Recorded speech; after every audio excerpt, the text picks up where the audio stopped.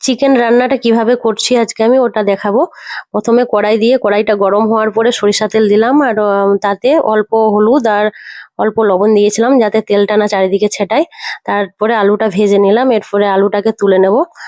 আর আজকে 2.5 কেজি মাংস রান্না করব, আর এর জন্য তেলটা বেশি লাগবে। তারপর আবার আমি তেলটা দিয়ে নিলাম। আর এরপরে হচ্ছে ফোড়ন হিসাবে শুধু এখানে আমি শুকনো শুকনো লঙ্কা দুটো ব্যবহার করব, আর কাটা পেঁয়াজ রয়েছে 5-6টা, সেই পেঁয়াজটা দিয়ে দিলাম। আর এরপরে হচ্ছে কাঁচা লঙ্কা কাটা আছে সেটাও আমি দিয়ে দেবো। আর পেঁয়াজটা ভাজার জন্য আমি এখানে ব্যবহার করছি অল্প লবণ।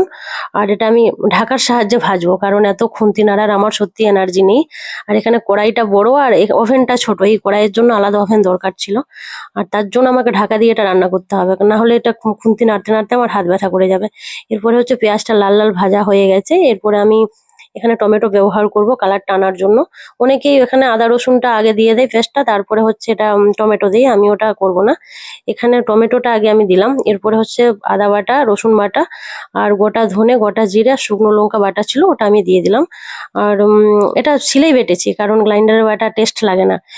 ডিম ডিম তরকারি আর মাছ তরকারি কোথাও কোনো জায়গাতে ভালো লাগে না, এটা শিলে বাটাই ঠিক আছে। এরপরে এই যে তেলটা ছাড়াতে শুরু করেছে, এরপরে আমি হলুদ গুঁড়ো আর এখানে কাশ্মীরি লঙ্কা ব্যবহার করব। আর সেই মতো কোনো এখানে গুঁড়ো মশলা দেওয়া নেই। এইভাবে আমি মশলাটাকে একটু কষতে থাকবো। এবারে অল্প জল দিয়ে দেবো। অল্প জল দিলে কি হচ্ছে, এর মধ্যে যে মানে গন্ধটা থাকে সেটা অলরেডি বেরিয়ে যাবে। আর আমি তো রসুন বাটা আর আদা বাটা একসাথে দিয়েছি, তার জন্য আমার গন্ধটা থেকেই যাচ্ছে, তার জন্য এই জলটা দেওয়ার কারণ এটাই। আর জলটা না দিলে এমনিতে উম, কি বলবো, রংটা ভালোভাবে আসতো। আচ্ছা, ওটা এরপরে আছে আমি মাংস দিয়ে দিচ্ছি। আর মাংসটা একটু বেশি রয়েছে তো, তাই এই যে মশলাটাও আমাকে বেশি রিচ করতে হচ্ছে, কারণ এত গরমে মশলা রিচ মশলা খাওয়াটা উচিত নয়। কিন্তু সপ্তাহে একদিন মাংস মানে একটু স্বাদ না হলে ভালোই লাগবে না মুখে। আর এইভাবে আমি 3-4 বার 5 মিনিট 10 মিনিট এরকম ঢাকা দিয়ে একটু নাড়াচাড়া করে কষে নেব। তারপরে যে আলুগুলা রয়েছে, আলুগুলা আছে, একটা বড় রকমের আলু কাটা আছে আর একটা ছোট রকমের। ছোট আলুটা হচ্ছে আপনার জুসের সাথে মিশে যাবে, তাহলে কি হবে, ঝোলটা খেতে একটু স্বাদ লাগবে, মাংস যে জুসটা আছে। আর তারপরে আমার এখানে গরম জল করা রয়েছে, গরম জলটা আমি দিয়ে দেবো, কারণ এমনিতে দেশি মুরগি রান্না হতে দেরি লাগে।